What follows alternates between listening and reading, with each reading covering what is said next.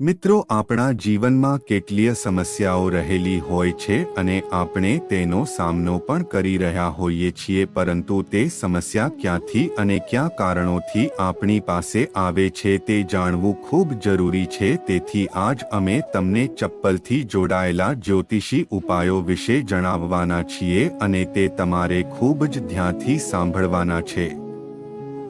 તે પહેલા જો વિડિયો પસંદ આવે તો લાઇક, શેર અને ચેનલને સબસ્ક્રાઇબ કરી દેજો. જ્યોતિષશાસ્ત્ર અનુસાર ઘરની દરેક વસ્તુ સકારાત્મક અને નકારાત્મક ઉર્જાનું સંચાર કરે છે.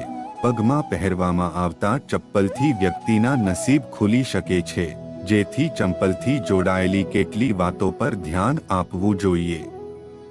તો ચાલો જાણીએ ચપ્પલ સંબંધી કેટલાક જ્યોતિષી ઉપાયો વિશે. ઉપાય નંબર 1. જૂના બૂટ અને ચંપલ ઘરમાં રાખવાથી ઘરમાં નકારાત્મક ઉર્જા ઉત્પન્ન થાય છે, જેના કારણે સમસ્યાઓ તમારા ઘરની બહાર નીકળતી નથી. તેથી તમે જે બૂટ અને ચંપલનો ઉપયોગ ઘરમાં ન કરી રહ્યા હોય તે ન રાખો. તેનાથી વાસ્તુદોષ પણ બને છે અને શનિ પણ કશું ફળ આપે છે. તેથી તેને કોઈ ગરીબ વ્યક્તિને આપો. નંબર 2. તમે ઘણીવાર જોયું હશે કે લોકોના ઘરમાં તૂટેલા કે ફાટેલા ચંપલ રાખવામાં આવે છે. લોકો તેને એવું વિચારીને ઘરે રાખે છે કે તેઓ તેને સારા કરાવીને રાખી લેશે, પરંતુ તૂટેલા ચંપલ ઘરમાં રાખવાથી એનું કારણ બને છે. ઘરમાંથી તૂટેલા ચંપલને તાત્કાલિક દૂર કરવાનો પ્રયાસ કરો. નંબર 3. ઘણી વખત ચંપલ ઉતારતી વખતે એક ચપ્પલની ઉપર બીજું ચપ્પલ પડ્યું રહે છે. આવી સ્થિતિમાં એવું કહેવાય છે કે આ રીતે ચપ્પલ જોવું અશુભ છે. જે વ્યક્તિની ચપ્પલ ઉપર ચપ્પલ પડેલું રહે છે અથવા તો ઊંધું થઈ ગયેલું છે તો તેને તરત જ સીધું કરી નાખો. જો આમ ન કરવામાં આવે તો રોગની છાયા જે વ્યક્તિને હોય છે તેના પર પડવા લાગે છે. નંબર 4. ઘરમાં ક્યારે બૂટ અથવા તો ચંપલ પહેરીને પ્રવેશ ન કરવો જોઈએ. એવું માનવામાં આવે છે કે જ્યારે પણ આપણે ઘરની અંદર ગંદા બૂટ લઈને જઈએ છીએ ત્યારે ઘરનું વાતાવરણ ખરાબ બને છે. આ ઉપરાંત હિન્દુ માન્યતાઓમાં ઘરને મંદિર તરીકે ગણવામાં આવે છે. તેને પવિત્ર સ્થળ માનવામાં આવે છે. પવિત્ર સ્થાન પર બૂટ પહેરવું બરોબર નથી. નંબર 5. પોતે ક્યારે બીજાના ચંપલ ન પહેરો. આમ કરવાથી તમારા પર ગરીબીનો પડછાયો પડે છે. જો તમે કોઈના ચપ્પલ પહેરો છો તો કોઈનો સંઘર્ષ તમે પોતાના ઉપર લઈ લ્યો છો. નંબર 6. ઘરની ઈશાન દિશામાં એટલે કે ઉત્તર પૂર્વ દિશામાં ક્યારે ચંપલ ન રાખવા. તેને ભગવાનનું સ્થાન માનવામાં આવે છે અને તેમાં બૂટ અને ચંપલ રાખવાથી દુર્ભાગ્ય આવે છે.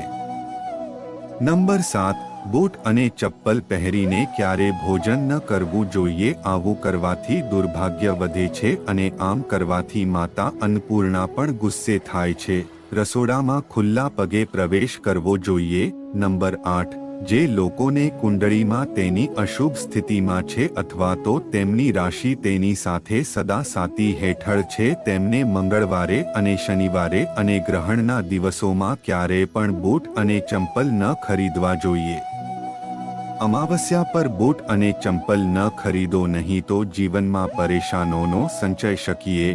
નંબર 9. ઘરમાં ચપ્પલને ક્યારે પણ ઉમરા ઉપર ઊભા કરીને ન રાખવા જોઈએ. એવું કહેવાય છે કે આવું કરવાથી ઘરમાં સકારાત્મક ઉર્જાનો વાસ નથી રહેતો. નંબર 10. ઘરના મુખ્ય દરવાજા પર ક્યારે બૂટ અને ચંપલ જેમ તેમ વેર વિખેર ન રાખવા. આ સ્થાન દેવી લક્ષ્મીના આગમનનું સ્થાન છે અને જો તમે તેને સાફ નહીં રાખો અથવા તો ચંપલ જેમ તેમ રાખો છો તો તમારી આર્થિક સ્થિતિ બગડી શકે છે. નંબર 11. ઘરમાં રાખેલી તિજોરીની આસપાસ ક્યારે બૂટ અને ચંપલ ન રાખવા જોઈએ. એવું માનવામાં આવે છે કે જ્યાં પૈસા રાખવામાં આવે છે ત્યાંમાં લક્ષ્મીનો વાસ હોય છે. તેથી જો તમે ત્યાં બૂટ અને ચંપલ લઈ જાઓ છો તો માં લક્ષ્મી નારાજ થઈ શકે છે. નંબર 12. વાસ્તુ અનુસાર ઘરમાં ક્યારે બૂટ અને ચંપલને ઊંધા ન રાખવા જોઈએ તો તેને સરખા કરી લેવા જોઈએ. જો ઘરમાં બૂટ અને ચંપલ વેર વિખેર પડેલા હોય ત્યાં શનિની અશુભ અસર થાય છે. એવું માનવામાં આવે છે કે શનિનો સંબંધ પગ સાથે પણ છે. નંબર 13. શનિવારે બૂટ અને ચંપલનું દાન કરવું જોઈએ. એ ખૂબ જ શુભ માનવામાં આવે છે. ખાસ કરીને શનિવારે સાંજે ચામડાના બૂટ અને ચંપલનું દાન કરવાથી શનિદેવની કૃપા પ્રાપ્ત થાય છે. નંબર 15. જ્યોતિષશાસ્ત્ર અનુસાર સોમવારે અને શુક્રવારે નવા બૂટ અને ચંપલ પહેરવા શુભ માનવામાં આવે છે. તે તમારા નસીબને જાગૃત કરવામાં મદદ કરે છે. નંબર 16. ઘરમાં જે જગ્યાએ ભંડાર રાખેલો છે ત્યાં બૂટ કે ચંપલ પહેરીને ન જવું જોઈએ. તમારા ઘરના અનાજ કે ખાદ્ય પદાર્થો, જૂતા અને ચંપલને સંગ્રહિત હોય તેવી જગ્યાએ જવું એ સ્થળનું અપમાન છે. નંબર 17. શનિદેવને પ્રસન્ન કરવા અને આશીર્વાદ મેળવવા માટે તમે સરળ યુક્તિ અજમાવી શકો છો. યુક્તિ એ છે કે તમે કાળા ચંપલ પહેરી શનિ મંદિરે જાવ અને તેમને મંદિરની બહાર છોડીને ઘરે પાછા ફરો. આમ કરવાથી શનિની પરેશાનીઓ દૂર થાય છે. આ ઉપાયથી તમારા ઘરમાં શનિદેવની કૃપા રહેશે અને સમૃદ્ધિ આવશે.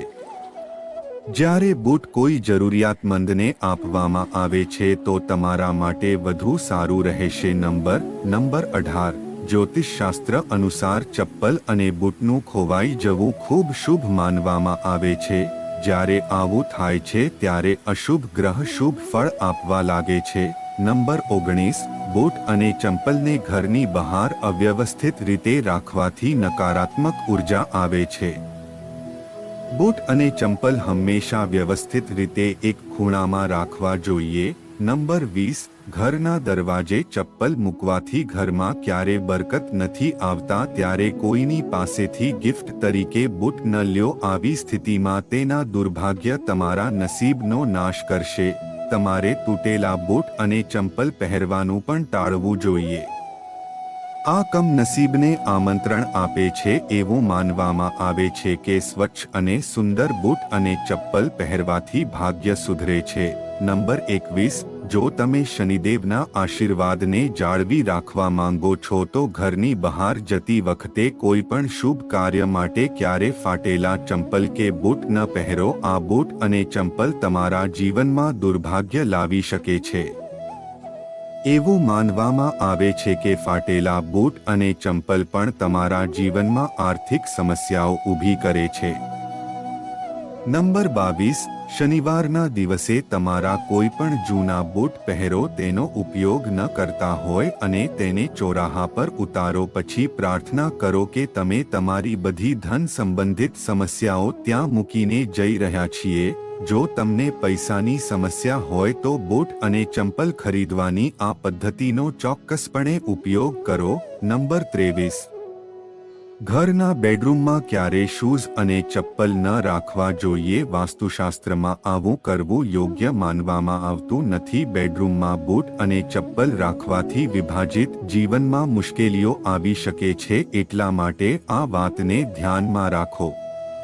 મિત્રો, આજના માટે આટલું. આ વિડિયો જોવા માટે તમારો ખૂબ ખૂબ આભાર.